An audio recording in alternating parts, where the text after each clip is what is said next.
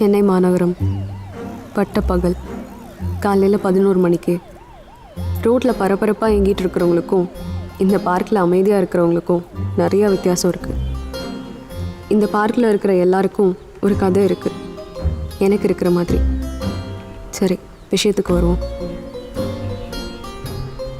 என் பேர் யாழினி. நல்ல குடும்பத்தில் பிறந்த ஒரு தருதலை நான். சுமார் 5 மாதத்துக்கு முன்னாடி நூதனமான முறையில் என் வீட்டை விட்டு ஓடி வந்துட்டேன். அப்பா மன்னிச்சுக்கோங்க, அம்மா மன்னிக்க மாட்டீங்கன்னு தெரியும். நான் இன்னைக்கு அஃபிஷியலாக வீட்டை விட்டு ஓடி போகிறேன். எவனையும் இழுத்துட்டு ஓடலை. அம்மா விலாசினி எங்க? பத்மினி வீட்டுக்கு போயிருக்கா. எவனையும் இழுத்துட்டு ஓடலை, சென்னைக்கு போய் வேலை செய்ய போகிறேன். எவ்வளோ கேட்டு பார்த்துட்டேன், ஏதாச்சும் சென்டிமெண்ட்ஸ் பேசி பேசி பயம் கொடுத்துறீங்க. விவேகானந்தர் என்ன சொல்லியிருக்காரு? வேலை கிடைச்சா போய் பாருன்னு சொல்லியிருக்காரு. அதனால திங்கக்கிழமை போய் ஜாயின் பண்ண போறேன். 4-5 மாசம் சம்பளம் வாங்கிட்டு உங்க கோவமெல்லாம் தணிஞ்சதுக்கு அப்புறமா வீட்டுக்கு வரேன். அதுவரை உங்களிடமிருந்து விடைபெறுவது யாழினி. ஹலோ, நான் பக்திராஜன், விழுப்புரம் ஸ்டேஷன் மாஸ்டர் பேசுகிறேன். சொல்லுங்கள் சார், எப்படி இருக்கீங்க? ஒரு அர்ஜென்ட் ஹெல்ப்பு. என்ன சார்? ராக்ஃபோர்ட்லேருந்து ஒரு பேசஞ்சரை இறக்கணும் சார். நைட் ட்ரெயினு, ஏதாவது கூச்சல் குழப்பம் ஏற்பட்டுறக்கூடாது. என் பிடித்தா தம்பி, ஒன்றும் பிரச்சனை வந்துடாது. அவன் பிடிவாத பிடிச்சாலும் கொஞ்சம் பக்குவமாக பேசி இறக்கணும். ஏசி கோச்சா சார்? ஆமாம் தம்பி, B2 சீட் நம்பர் 33, பேர் பி யாழினி. எதுவும் இருந்தாலும் அப்புறமா பேசிக்கலான்னு கொஞ்சம் பதமாக பேசினா புரிஞ்சுக்குவா. Okay sir. அப்பா இருப்பா, நானும் வரேன். நூதனமான முறையில் எதை பண்ணாலும் பிரச்சனைகள் வரதான் செய்யுது. பத்தாததுக்கு எங்கள் அப்பா வேறு ஸ்டேஷன் மாஸ்டர். பஸ்ஸில் ஓடி இருக்கலாம், தப்பு பண்ணிட்டேன்.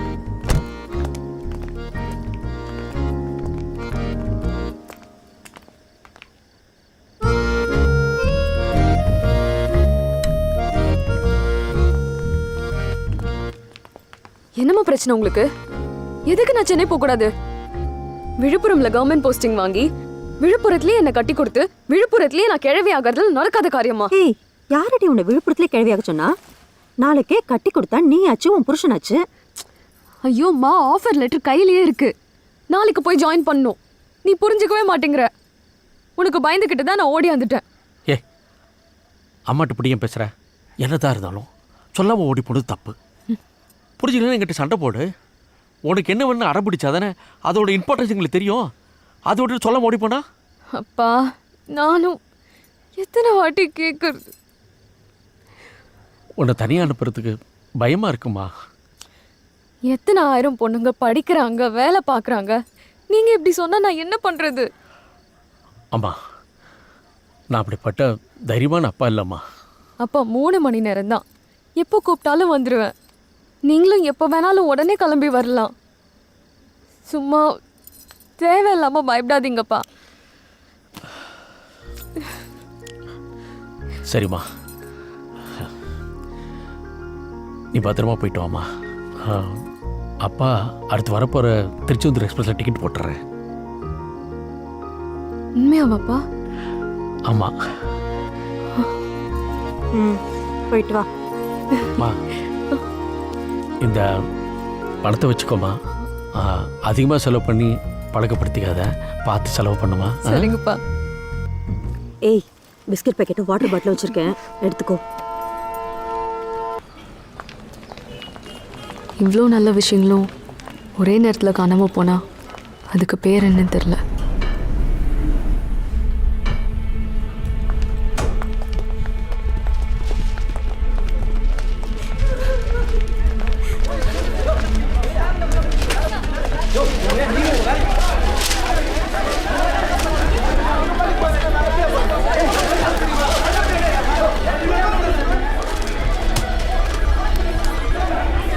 வருண், என்னாச்சு?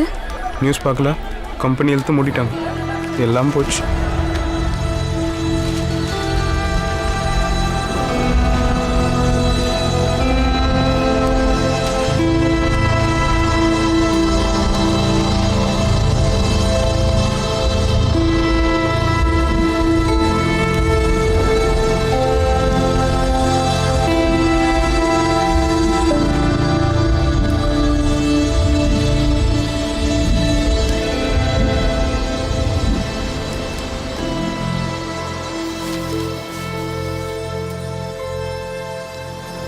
எனக்கு வேலை போனதை என் வீட்டுக்கு சொன்னால் பிரச்சனை ஆகிடும். இனிமே என் பழைய வீட்டு வாடகையும் சமாளிக்க முடியாது. என்னம்மா இது 5000 ரூபா பெருசா? எத்தனை பேர் தங்க போகிறீங்க? நான் மட்டும்தான் தங்க போகிறேன். நீங்கள் மட்டுமா? ஆமாம் சிங்கிள் உமனுக்கெல்லாம் நாங்கள் வீடு கொடுக்குறது இல்லைம்மா. Sir please sir. நிறைய பிரச்சனை வரும். உங்களுக்கு தான் 1000 ஹாஸ்டல் கட்டி போட்டிருக்காங்களே, அங்கே எங்கேயா போய் தங்குங்களேன். ஹாஸ்டல் எனக்கு அலர்ஜி. ஒரு கழுத்தை தேஞ்சா இப்படி தான் ஆகும். இப்போதைக்கு மாதம் 4000க்கு ஒரு வீடு தேடிட்டுருக்கேன். உண்மையை சொல்லணுன்னா வேலை தேடுறதை விட இது இன்ட்ரெஸ்டிங்காக தான் இருக்குது.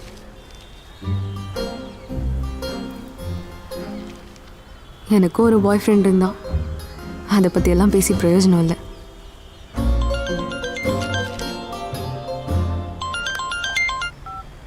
சொல்லுங்கண்ணா. என்னம்மா வீடு பிடிச்சிட்டியா? இல்லைண்ணா, ஏதாச்சும் இருக்கா? நல்ல வேலைம்மா. ஹவுஸ் ஓனர் எனக்கு ரொம்ப தெரிஞ்சவன், பேசி முடிச்சிட்டேன். நீ மூட்டை முடிச்சு எடுத்துட்டு வர மட்டும் தான் பாக்கி. நீ வந்து பாரு, கண்டிப்பா உனக்கு வீடு பிடிக்கும். ஓ ஓகே, ரொம்ப தேங்க்ஸ்ண்ணா. சரி வாமா.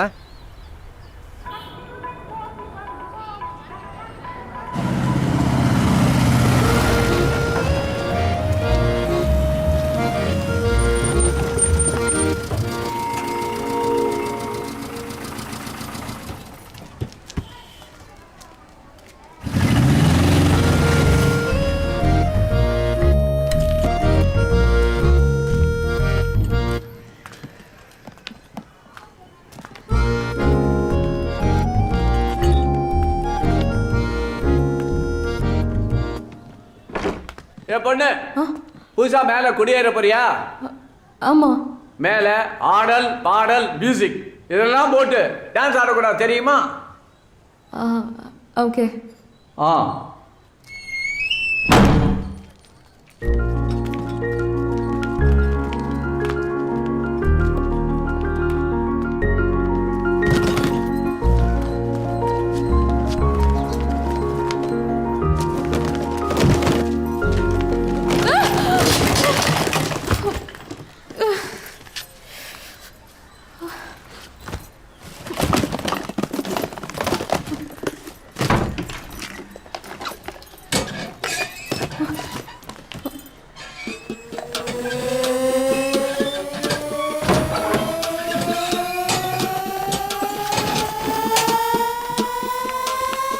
ஹலோ ஹலோ, வணக்கம்.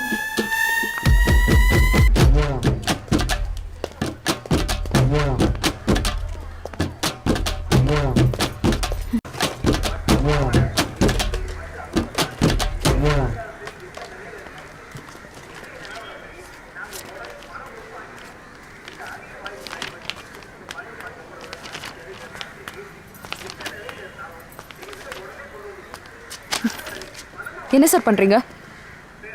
என்ன பண்ணுறீங்கன்னா? எதுக்கு சார் அடுத்தவங்க பேப்பர்ஸ்லாம் எடுத்து படிக்கிறீங்க? தப்புன்னு தெரியலையா? ஏய், ரோட்டில் கிடந்துச்சு, அதான் பார்த்தேன்னா. வேலை தர்றியா? அதுக்கு என்ன இப்போ? ஆடேங்கப்பா. ஆமாம், ஆள் வச்சுக்க வேண்டியதானே? இவ்வளோ சமம் கிடைக்கு. ஆள் வந்தாங்க. ஃபர்ஸ்ட் ஃப்ளோர் ஒன்று எக்ஸ்ட்ரா அமௌண்ட் கேட்டாங்க, அதை அமிச்சிட்டேன். நினச்சேன் எல்லாம் ஃப்ராடு நாய்ங்க. வேலையை தவிர மற்ற எல்லாம் செய்வானுங்க. ஒரு பொண்ணு எப்படிங்க இவ்வளோ சாமான தூக்கிட்டு மேலே ஏற முடியும்? மனசாட்சி எல்லாம் போச்சு.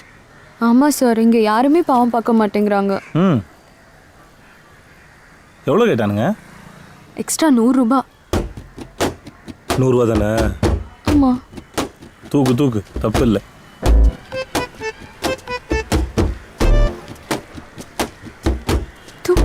பேச வந்துட்டானுங்க.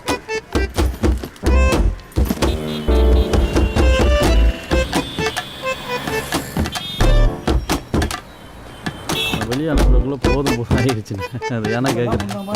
என்ன வணக்கம். கரெக்ட் தாங்க. அரசியல் என்னென்னமோ நடந்துட்டு. டீ சாப்பிட்றீங்களா? சாப்பிட்டாச்சுங்க. வணக்கண்ணே. டீ தம்பி சாப்பிட்டாச்சா? அவரு சாப்பிட்டாருங்க. என்ன மாட்டேன் கதிரு, இங்கே வா.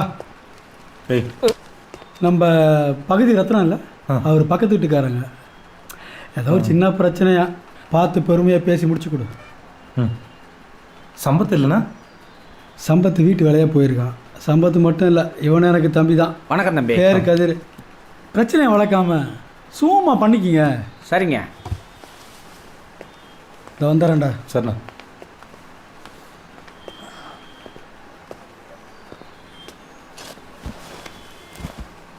நல்ல பண்பு. அவர் இடத்துல உட்காராம இப்படி உட்காந்திங்க பாருங்க, அதை சொன்னேன். நல்ல பண்பு. தம்பி, என்ன பிரச்சனைனா நம்ம தம்பியையும் என் ஒய்ஃபையும் இணைச்சி அப்படி இப்படி பேசுகிறாங்க தம்பி. தெருவில் நடந்து போகும்போது வரும்போதெல்லாம் தர்ம சங்கட்டமாக இருக்கு, குர்ன்னு பார்க்குறான். தம்பிக்கும் பிரச்சனை, நமக்கும் பிரச்சனை இல்லையா? மறந்துட்டேன் பாருங்க. முதல்ல தம்பி யாருன்னு இன்ட்ரடியூஸ் பண்ணிக்கிறேன். நம்ம பகுதி ரத்தனத்தோட தூரத்தை சொந்தம். பேசுங்க பேசுங்க. நம்ம மேட்டரை பற்றி தான் பேசிட்டு இருக்கோம். நான் தம்பியை பற்றி சொல்லணும்னா நல்ல குடும்பத்து பையன், படித்த பொறுப்பானவன். இதெல்லாம் சமுதாயத்தில் யாருக்கும் தெரியறதில்ல. தம்பி மாட்டினா பீடாமின்னு துப்புற மாதிரி துப்பி போடுறானுங்க தம்பி. அதனால் இந்த டிவியில் இரவு ஒரு அம்மா நல்ல கலையாக வாட்ட சாட்டமாக வந்து பஞ்சாயத்து பண்ணுவாங்க இல்லையா, அவங்கள்ட்ட கொண்டு போகலான்னு முடிவு பண்ணிட்டேன் தம்பி. அவங்க என்ன சொல்லிவிட்டாங்க, இதை விட பெரிய பெரிய பிரச்சனை நிறையா இருக்குது, உங்கள் கேஸ் ஒன்றும் அவ்வளோ ஸ்ட்ராங் இல்லைன்னு சொல்லி வெயிட்டிங்கில் போட்டாங்க தம்பி. நீங்கள் தான் அண்ணங்கிட்ட எப்படியாவது ரெக்கமெண்ட் பண்ணி இந்த ஸ்லாட்டை கன்ஃபார்ம் பண்ணி கொடுத்தீங்கன்னா ரொம்ப வசதியாக இருக்கும்.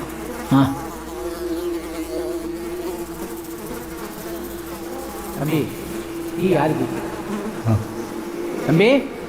சார், ஒரு வாரம் டைம் கொடுங்க, ஏதாச்சும் பண்ண முடியுதான்னு பார்க்குறேன். தம்பி, வர புதன்கிழமைக்குள்ளே ஒன்றும் பண்ண முடியாதா? ஏன்னா அடுத்த வாரம் ஊரில் திருவிழா, குடும்பத்தோட நம்ம தம்பி காரில் தான் எல்லோரும் போகிறோம். என்ன சார் சாப்பிட்றீங்க? இல்லை, 3 வேளை என்ன சார் சாப்பிட்றீங்க? ஃபுல்லாக ஆர்கானிக், இயற்கை உணவு. உங்களை சந்திச்சதில் எனக்கு ரொம்ப பெருமையாக இருக்குது சார். பார்த்துங்களா? ஏய், சாப்பிட்ட நம்பர் வாங்கி வச்சுங்கடா. என்ன முடிவே சொல்லாமல் போகிறாரு?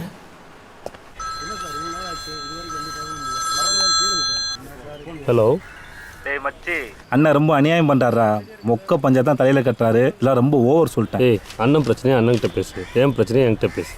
மச்சான், சத்தியமா இது ரொம்ப ஓவரா. அப்பா சப்பா மேட்டர் தலையில் கட்ட, நீ உட்காந்து கேட்டு. ஏய் மச்சி, நான் நைட் பேசுகிறேன். ஒரு சின்ன பிரச்சனை போயிட்டுருக்கு, நான் அப்புறம் அடிக்கிறேன். இதெல்லாம் வேலை கேட்குற மாதிரி தெரியல சாமி, வேற விதமாக பண்ணு. நீங்களா எங்கேந்திரா வரீங்க?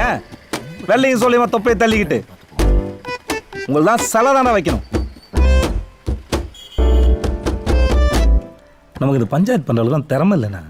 நான் கேட்டதை பண்ணிக்கோண்ணா. பார் லைசன்ஸா? வேறு என்ன நான் உனக்கு கேட்க போகிறேன்? டேய், அதெல்லாம் டெண்டரை விட்டுறனா ப்ரெஷர் போட்டு எடுக்கணும்டா. பொறுமையாடுறா, இப்போ தானே வெளில வந்திருக்க. 4 மாதம் ஆச்சுண்ணா. ஜெயிலேருந்து வந்ததுலேருந்து வெட்டியாக சுற்றிட்டுருக்கேன். செலவுக்கு யோசிக்க வேண்டியதாக இருக்குது, ஏதாவது பார்த்து பண்ண. டேய், அவ்வளோ ரோஷம் இருந்தால் இறங்கி கலெக்ஷனுக்கு போட.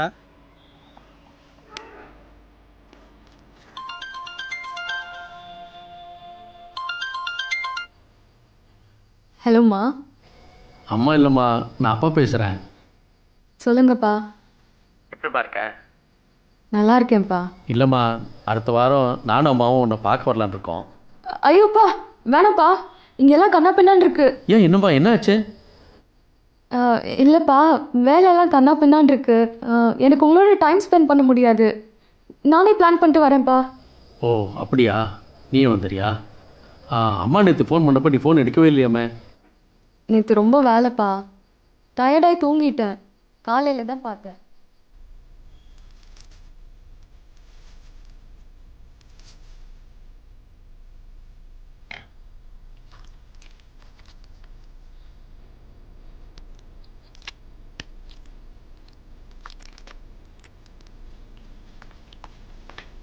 அண்ணா அண்ணா, பார்ல பிரச்சனைண்ணா. எந்த பார்லர்? சில்க் பார்லண்ணா. அதுக்கு என்னவா? ஓனர் உங்களை தானே கூட்டி போக சொன்னார்.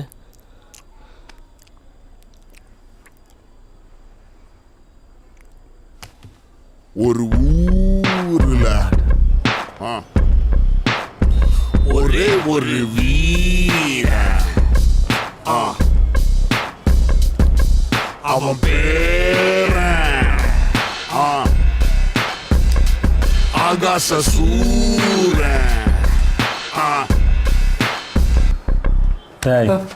அண்ணா ஆளுங்க வரல? என்ன பார்த்தா ஆள தெரியல உனக்கு? இல்லைண்ணா அவனுக்கு 4-5 பேர் கும்பலாகிறானுங்கண்ணா. எதனா கேட்டால் ஜாயிச்சான் மாதிரி ஸ்டெப் வைக்கிறானுங்கண்ணா. சி என்னடா இருக்காங்க? அது இருக்கானுங்க பாருண்ணா அந்த டேபிள் தான் சரியில்லை. அவன் பேரு சொல்ல மூச்சில்ல, வாழ்த்த வயசில்ல, வணங்க தலையில்ல, அதையே பங்காளி. எவன்டா அது சவுண்டை கொடுக்குறது? ஆ வீட்டுக்கு ஒழுங்கா போகணுமா இல்லை ஈரக்கொலையோட மாற்றி அனுப்புவா?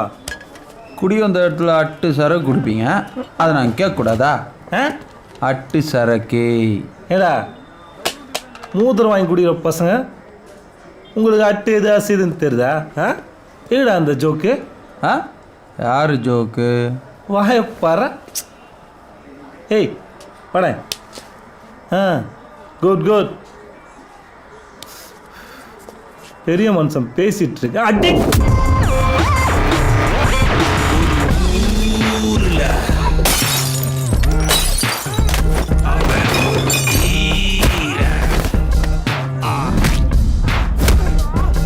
அவன சீண்டத்தான்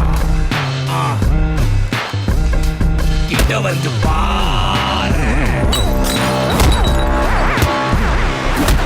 அவன் யாரு? எதுக்கு ஆள் இல்ல, கொடுக்க போர் இல்ல, குடிக்க உசுர் இல்ல. அடையே பங்காளி, அடையே பங்காளி.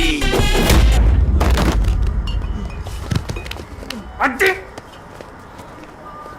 அடையே பங்காளி, அடையே பங்காளி, அடையே பங்காளி, அடையே பங்காளி.